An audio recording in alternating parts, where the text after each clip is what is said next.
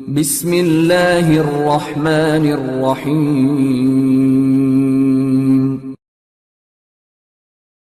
Well, the last question today regarding Prophet Muhammad ﷺ's statement, which you mentioned in your last answer, regarding the fact the gates of paradise are open and the gates of hell are closed.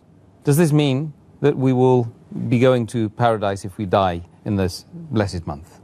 This again is the same question related to the same hadith which I quoted earlier of Musnad Ahmad, volume number 2, page number 230, hadith number 7148, and it also appears in Sunan Nisai, chapter number 5, hadith number 2106. Again the same hadith, the Prophet said, he told the people that the blessed month of Ramadan is approaching, and Allah has ordained for you that you fast in this month. And in this month, the gates of heaven will be open, and the gates of hell will be closed, and the devils will be chained.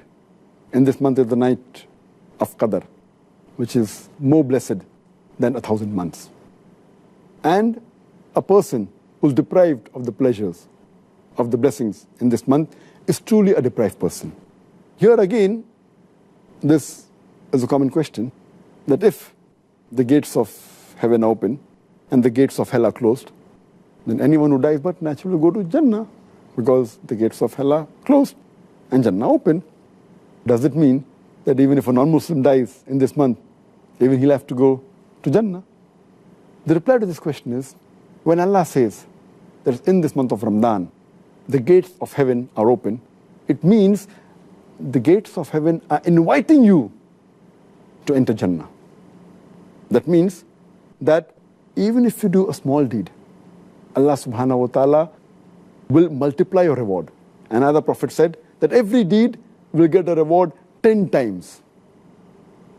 And in this month, it's very easy to enter Jannah. When a Prophet said the gates of hell will be closed, indicating that to enter hell is difficult in this month. Why? Because the taqwa level rises, and the chance of you to commit sin is less. And furthermore, if you fast the full month, in the month of Ramadan, seeking Allah's reward, all your past sins will be forgiven. So the moment a person fasts in this complete month of Ramadan, seeking Allah's reward, all his past sins are completely forgiven. So if the past sins are forgiven, the chances of him going to hell is nil. But what we have to realize, the criteria for the gates of heaven to be open and the gates of hell to be closed is that you have to fast. And furthermore, to enter Jannah, you require a ticket. The ticket to go to Jannah is mentioned in the Quran in Surah Al-Asr, chapter number 103, verse number 1 to 3, where Allah says, Wal Asr, Innal insana lafi khusr, illa allazina amanu, wa amilu salihati, wa tawasaw bil haqqi wa tawasaw bis sabr. That by the token of time, man is verily in a state of loss, except those who have faith, those who do righteous deeds, those who exhort people to truth, and those who exhort people to patience and perseverance.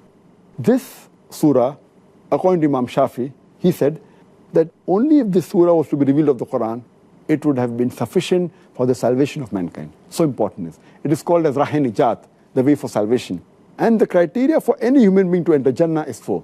First is Iman. Second is righteous deeds. Third is exhorting people to truth. And fourth is exhorting people to patience and perseverance. So here we realize that the gates of heaven are open, but just because the gates are open, you can't enter, you require the ticket. The ticket is Iman.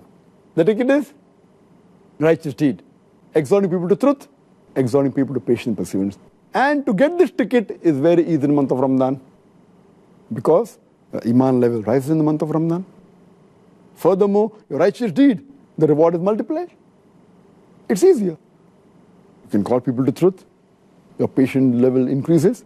So this hadith means that you have to have the criteria. Then inshallah you shall go to Jannah and you will not go to hell. But that doesn't mean that 100% people who die will go to Jannah. Surely, those who are non-believers, they have got no Iman. So there's no question that they will enter Jannah. If a person has to enter Jannah, he requires a ticket. And the ticket to Jannah is Surah Al-Asr.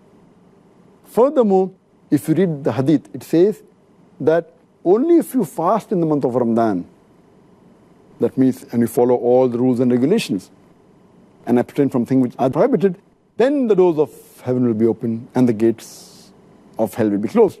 Furthermore, it says, in this month is a night which is equivalent to more than 1,000 months, indicating that even if you pray and worship to Allah subhanahu wa ta'ala in this one night, it will be equivalent to more than 1,000 months, is about more than 80 years. Imagine. So the chances for you to get reward only in this one night is more than a lifetime. An average human being lives for 60 years. So one Laylatul Qadr is more than 1,000 months, is about more than 80 years, more than average life of a human being. The chances are very easy to go to Jannah. And the ending part of the hadith says, a person who's deprived of these blessings is truly a deprived person, indicating that everyone will not go to Jannah. Everyone will not find the doors of heaven open. It says, the ending part, very important, that a person who is deprived of the blessings in this month is truly a deprived person. That means telling us Muslims that if you cannot get the benefits of the month of Ramadan, and then if you cannot go to Jannah, then you are truly a deprived person. That even includes the non-Muslims who haven't got the Hidayah. They are truly the deprived people. In the case of a person who vomits intentionally or unintentionally, is the ruling the same regarding whether or not it invalidates the fast? As far as vomiting is concerned, our beloved Prophet Muhammad said, it's a Sahih Hadith which appears in Tirmidhi in the book of fasting, Hadith number 720. Our beloved Prophet said that anyone who vomits involuntarily, then he should not make up for the fast. But the person who vomits voluntarily, vomits deliberately, then he has to make up for the fast. And the same hadith is repeated in Sunan Abu Dawud, volume number 2, in the book of fasting, hadith number 2374.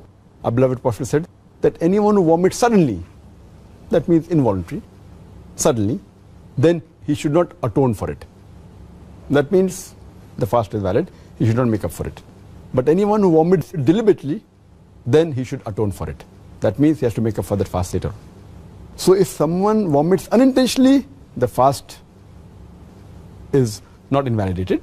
He can complete the fast. But someone vomits deliberately, like putting a finger in his throat and vomiting, or pressing his stomach and vomiting, or purposely smelling something which is very nasty and continues doing that, and then he vomits, or he looks at something which is undesirable and he keeps on looking at it continuously and then vomits. So all these come under the act of deliberately vomiting. If you vomit deliberately, then you have to make up for the fast. If it's unintentionally, but if the vomit comes to your mouth and then you again swallow it, that will break the fast. So if the vomit comes out involuntary, let the vomit come out. Don't suppress it. Then the fast is not broken. But if it comes and then you swallow the vomit back into your stomach, that will break the fast. Yes. If you again swallow the vomit which has come out. The vomit comes out, let the vomit come out involuntary, that will not break the fast.